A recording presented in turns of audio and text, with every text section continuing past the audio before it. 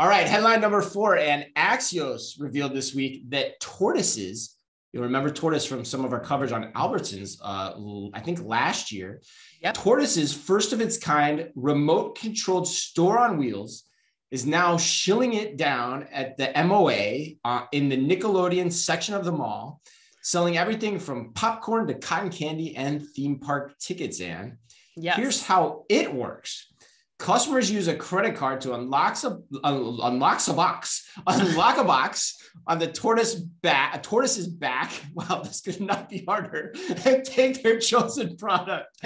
Each robot is steered and monitored remotely by humans at a Mexico City control center. Holy crap, this gets better. Tortoise says the average transaction time is 11 seconds and that 30% of people make a second purchase right away. Heck yeah.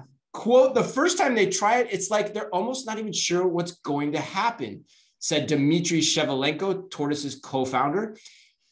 And then people either buy a second item from the same container or one from each container on the robot's back. He then went on to add, these are transactions that would likely not have happened if we hadn't been there and doing this. All right, Anne. So I'm curious if you agree with Mr. Shevelenko's shtick here. Oh, yeah. But before I ask you about that, I have today's put you on the spot question from A&M. Are you ready? I'm ready. All right. Yeah, you ready? Okay. I think this is a good one too. As discussed a few weeks ago with Unilever and ice cream trucks, which if memory serves, you love quite a bit. Oh, yes. Mobile robotic vending is a great idea for disruption and thus incremental selling opportunities.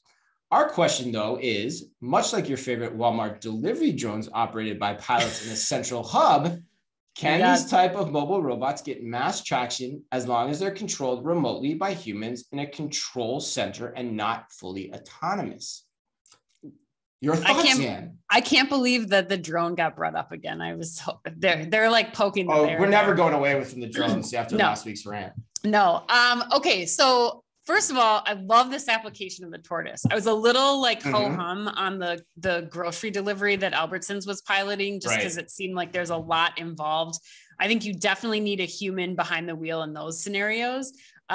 So that is kind of like just to set the table on what I feel about this in general. But I do think that eventually this tortoise should be able to get to autonomous operation. I don't think that you'll need a human controlling this. And even if you do still need a human controlling this, it's not the same as the Walmart drones. One, because you don't need an actual pilot to be monitoring this. This is like someone, in a call center or, in a navigation center that's monitoring this.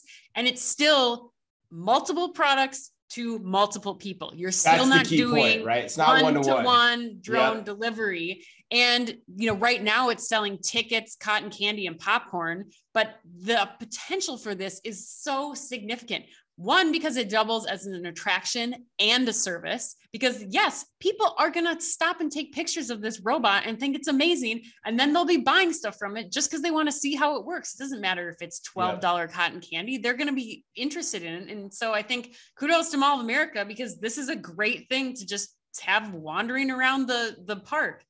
I think that the potential to take this further is like taking convenience items and having it roam throughout the larger mall, not just in the Nickelodeon Universe Park. But I mean, convenience stores just kill at malls. I mean, especially if you ever worked at a mall, like having the holiday gas station or whatever to run to, like they do in Mall of America, it's packed all the time. There's a line out the door. So I love this idea of bringing convenience to the consumer. And, ultimately you can play around with this, you can add to it, and you have multiple things going to multiple people and just refilling that as you go along. So I think it's definitely worth having a driver if it needs to. And I think that it's just a stepping stone to get to autonomous delivery. Yeah, I think that's the key, right? Like, I think, I'd say two things. I think one, I think the most important part of what you said is the one to many, which you said on this show a lot, which I'll bring up another company that you mentioned in previous episodes too, Autonomy, that was doing the delivery in the Cincinnati airport. This is different than that, right? Because this is essentially a mobile vending machine. That's what you've got here. That captures you in the moment without you having to go to it or see it, right? It's just there. And that's a use case which gets you a lot of purchases through its installation in one environment. And that's the value in it. So economically, even if it's not autonomous, there could be enough value to extract from somebody down in Mexico City watching this. Right. And then the second point I would make is, yeah, I think you'd still get to a world where this is autonomous. And this probably gets to a world of autonomy faster than a drone does, because a drone, you're dealing with FAA regulations. You're dealing with, I think you used the phrase Jenny getting a package dropped on her head or whatever. Like, we're going to be much more comfortable with autonomous vehicles, I would ascertain, than because they're already in operation in like Phoenix and places like that. And the hotels, they've been like, remember Store of the Future? Like that was one-to-one delivery, yeah, but you know still those, like, you know, it can happen in warehouses. Like, you know, those robots aren't going to bump into people. They've been tested enough. Right. I don't think we're at the place where we know where thousands of drones flying through the sky delivering, by the way, 4 million. I was doing the math on how many freaking pilots you need for 4 million to deliver 4 million packages one-to-one in a day. It's ridiculous.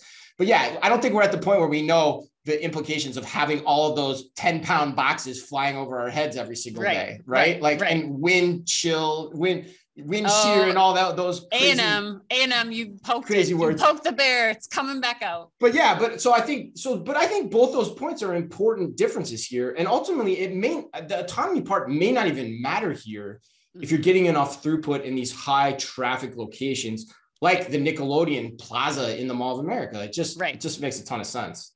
Absolutely. And it's another James McCann company, Ann, where Midas McCann touches this one, you know it's going to be awesome. So kudos to him.